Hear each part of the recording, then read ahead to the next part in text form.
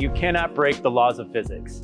If you want to be great at pickleball, you need to not only understand them, but know how to use them to your advantage. In this video, I'm going to show you how to master one of the most important skills in pickleball. So when you really break it down, there's only a couple things that really affect what exactly the ball is doing. And we're going to talk about specifically two of them today. The first one is paddle angle. And the second one is, we'll call it energy, kind of like how much you're putting back into the ball.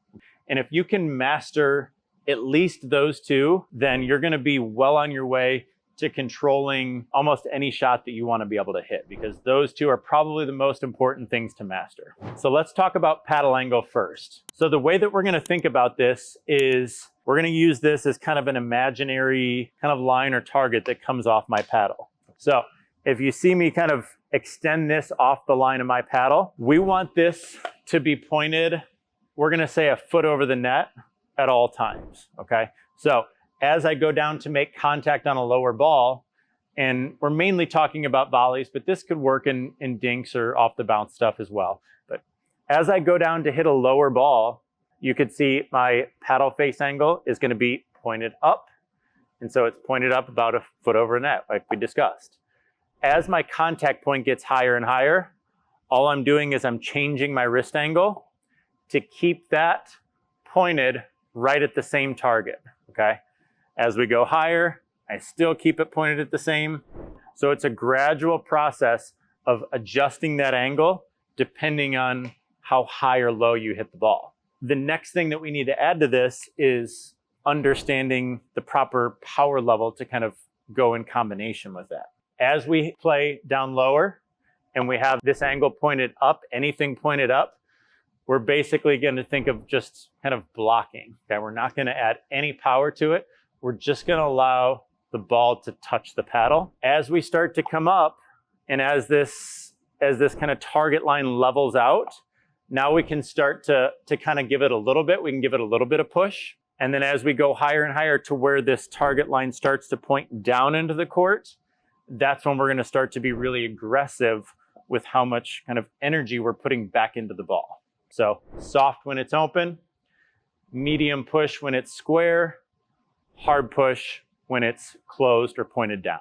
So one important point that I want to make here is from a technical perspective, when you're trying to work on this, the way we want to approach technique is, sometimes you hear that we don't want to use our wrist, okay? And that's kind of correct, it's kind of not. You want to use your wrist, but you want to use it as you're preparing for the shot. So obviously you're going to use different wrist angles for different shots, right? So the idea is when the ball's coming at you, you're deciding what you're going to get. We're going to set our wrist angle, but then the key is once you get it set, then it locks in place and now you're not using it anymore. The idea is we're not going to use our wrist as we're executing the shot. We're going to use our wrist for the setup of the shot. So again, if I see it's coming low, I can change that wrist angle to open this up. And then as I execute, it's not messing around anymore, okay? If it's up high, I change this wrist angle to set it up. As I execute, it's locked in place, okay? So we do need to use it, but just make sure you're using it at the right times. Okay, so here's a couple drills that we can do to work on and start to get the feel for this. So you can use a partner that's maybe feeding you balls, or if you have a ball machine, either will work. We'll just need to get balls to basically certain targets. So what's going to happen is I'm going to have my partner feed me low balls first. So it's going to be a ball that's kind of at or below my knee level. And again, what I'm going to focus on is getting an early kind of wrist movement to get my paddle opened up. Then I'm going to set my wrist, and then I'm going to keep the execution pretty quiet. Again, I'm not going to add a whole lot to this shot, okay?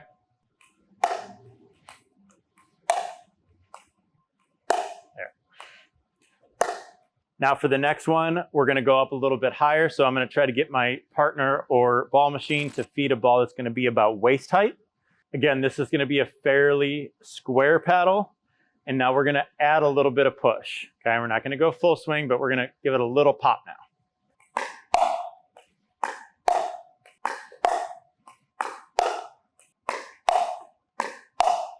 Okay, so now for the last one, as that ball gets higher, again, we're going to use that wrist angle to now close the paddle face. And now this is where we want to be more aggressive with our swing speed. So we're trying to go kind of full power on these. Really extend out, try to get a good solid hit on this.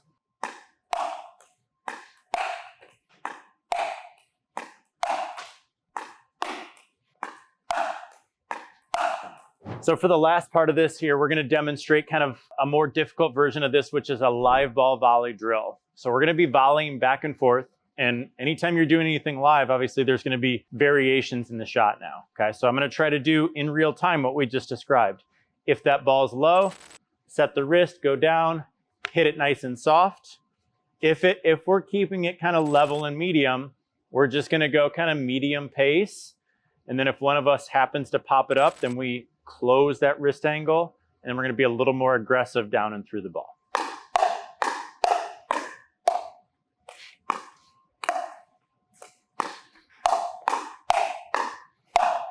That's all I got for you in this video. Make sure you drop a comment below if you have any questions about anything I covered or anything you wanna see in a future video.